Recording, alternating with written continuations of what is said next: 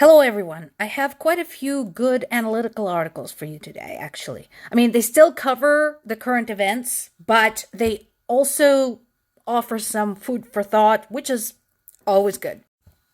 First things first, fighting continues in the Donetsk-Luhansk region, including Bakhmut. That is the biggest hotspot, but generally, that entire zone basically has been a mess for 9 years now. And, this is one of the infuriating things. So, in the occupied areas, the hospitals are full of Russian wounded.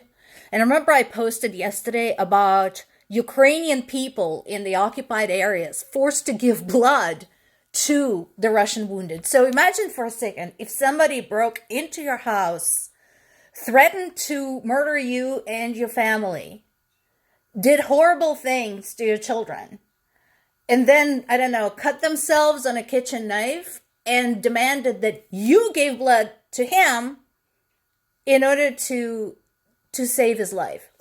This just boggles the mind.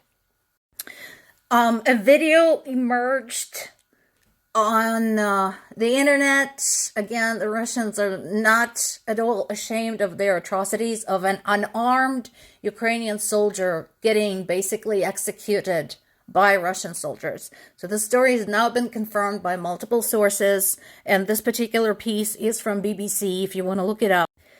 They now know who that soldier was, and unfortunately they cannot retrieve his body because he's in the occupied territory.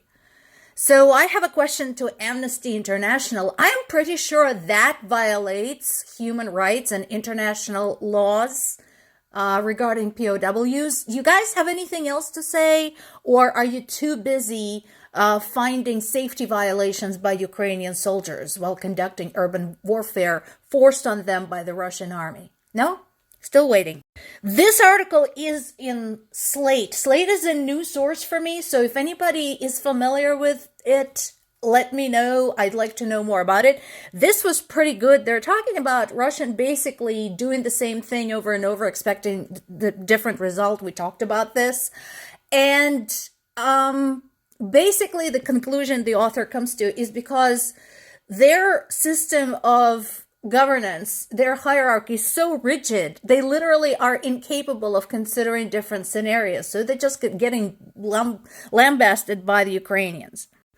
Czech people, thank you so much for the silk replicas of real military objects to fool the Russians. Send more to Ukraine. Send everything.